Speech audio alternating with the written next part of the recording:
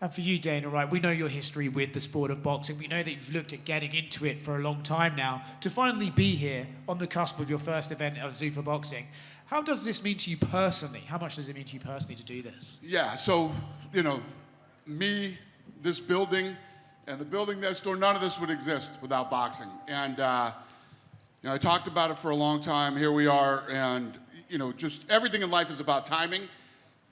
And right here, right now, it all feels perfect. The timing feels absolutely perfect, and now we got a lot of work to do. I talked a lot of smack about the things that I didn't like about boxing, but I also said, if you look at the UFC and not just the success of it, but the sustainability of it, I took everything that I loved about boxing and everything that I hated about boxing in how we built the UFC. So if it works for you, for the UFC, it should definitely work for boxing.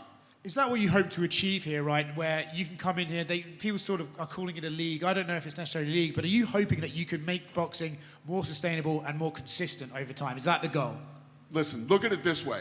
If you look at the NFL and what they've been able to do over the last 50, 60 years, I don't know how long it's been around, boxing's been around 2 or 3 times longer than them.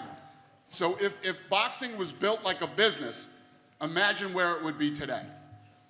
2 more quick ones for you, Dana. Earlier today, there were reports that Zuffa Boxing is in talks with Oleksandr Usyk. I'm curious if those are true reports.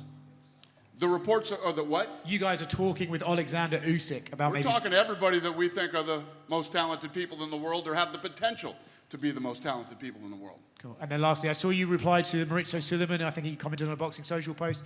You replied to Maurizio Suleiman. Eddie Hearn's had his things to say. All these guys are obviously speaking out about you coming into the sport. What are they not understanding about your ambitions for boxing? Well, here's the thing. They were very concerned about the Muhammad Ali Act and all these other things. None of that is going to change for them. Nothing's going to change. Muhammad Ali, we're not changing one word of that. It's going to be intact. I don't know why. Now fighters are going to have more options. Why is that a bad thing? Why are more options a bad thing? It's not. You know, I expected it anyway. So, and I don't listen to fucking Oscar De La Hoya anyway. Anybody who listens to him's out of their fucking minds, so I don't worry about him.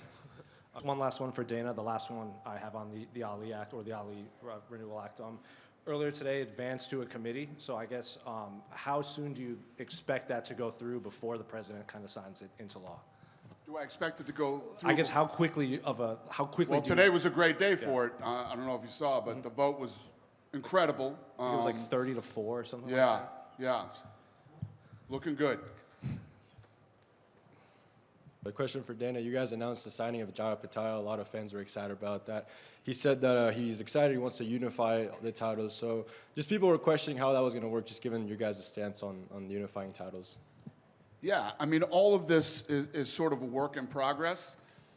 What we really want to do is, you know, obviously these guys all came from somewhere. They had plans. You know, they had dreams from when they were kids and first put on a pair of gloves. We're going to do everything in our power to make sure that these guys can do what they wanted to do, and you know, we'll work with Jai and probably many other guys on stuff like this. You know, I sort of came out a little vague.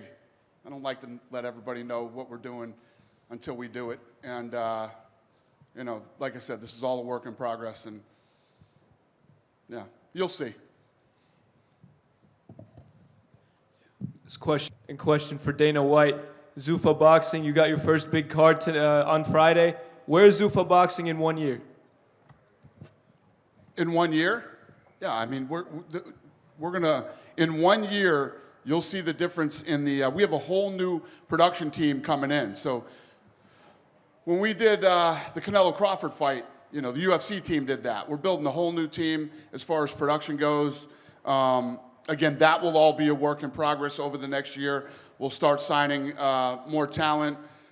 The growth from 26 to 27 will be massive. Going to implement a lot of things that I always wanted to do production-wise with boxing. And then we had a production meeting today with a lot of great ideas, and If you think about what a well-oiled machine the UFC is, it took 25 years to get there. In 1 year, we will crush this thing in the next year. Thank you. My question's for Dana.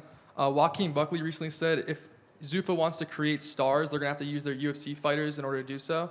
Do you think there's any truth to that? And also, maybe could we see any UFC fighters face boxers? I think there's going to be a lot of shit talking both ways in this thing. We're going to have to use UFC fighters to create stars. I don't know, man. Could we see UFC What does that mean? I think what he's saying is that he wants UFC fighters to face boxers in Zuffa boxing. That I do not want. Okay. I didn't want that when I wasn't involved in boxing, and I definitely don't want it now. All right, thank you. Yep. Dana, Matt from Boxing Social. You've obviously started the UFC and branched off into things like slap. What were the emotions like today when you come up to the press conference and it's a start of a new chapter, a new era in boxing? Is it nerves? Is it unsure? What's going through your mind as you sort of start on this journey? No, it's not like that for me. It's about so as soon as these guys step in the ring on Friday, that's the end of the control for me. They have to go in and deliver the performances. I say this all the time. We're the bells and whistles, and I just want to make sure that all the bells and whistles are perfect. That's all I focus on. We built the card, great matchmaking. I mean, a couple stats here. The whole card combined, the record is 227-9, right? The records, and then top 3 fights, all undefeated. So with our first card, we focus on the matchmaking, bringing in guys that are talented and that we think have a future in the sport, and then we here at Zuffa need to make sure all the bells and whistles are perfect. And they won't be. And then we'll figure out what we did wrong, and we'll get better next time. And then, like the guy before you said, where do you think you're going to be in a year? We're gonna kick some ass this year. Let me just ask, there was a lot of talk, obviously, from the boxing world and the people who we interview, and look, you see the comments, we know you've replied to Maurizio Sullivan about, obviously, the legacy and the things that you want to change, things that you don't, but there was a lot of talk about the level of fighters that you would be signing, so how pleasing is it for you that you've basically signed a guy who, in many people's eyes, was top 10 pound-for-pound star in Jaya Pataya, and that's before the first fight's even been seen? Yeah, well, if you look at, our track record with the UFC, it's the same in boxing. I want to sign anybody that we think could potentially be the best in the world or is the best in the world. And we want to put on the best fights that we can possibly do. With you mentioning about working with the sanctioning bodies, is it going to be difficult to maybe entice some of these guys in who have had dreams of winning a WBC title, an IBF, WBA, the traditional route? Or are you having any sort of hurdles with these conversations? Obviously, Jai's come on, but when you look at the stars coming through, how do you sort of change their ambitions from what they've seen growing up?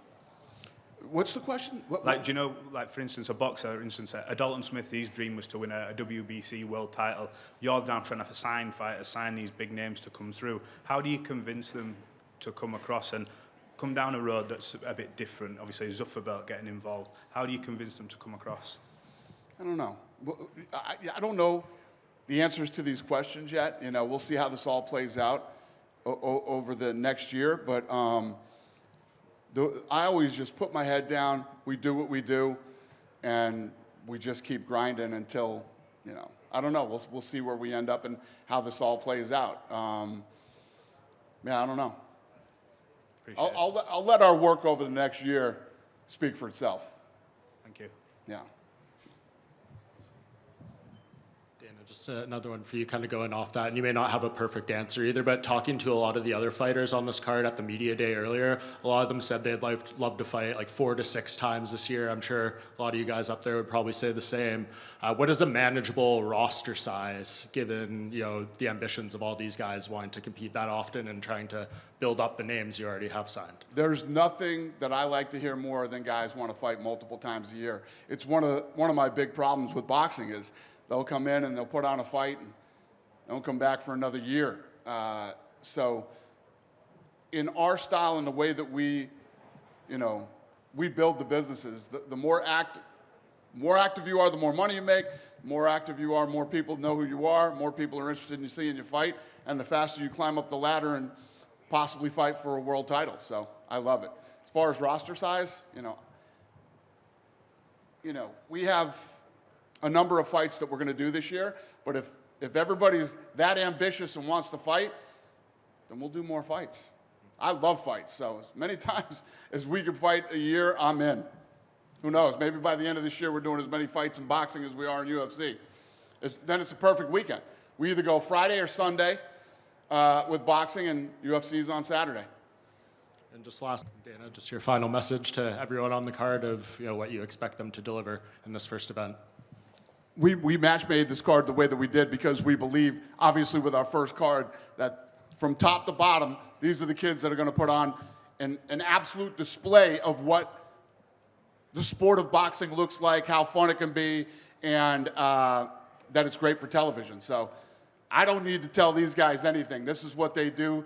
They're going to have a huge spotlight on Friday night. And like I always tell all the UFC fighters, we put the bells and whistles on, get out there and make everybody talk about you and know your name on Saturday morning. Any other questions? Is that the last one? One more? Go ahead, Dana, sir. I have one.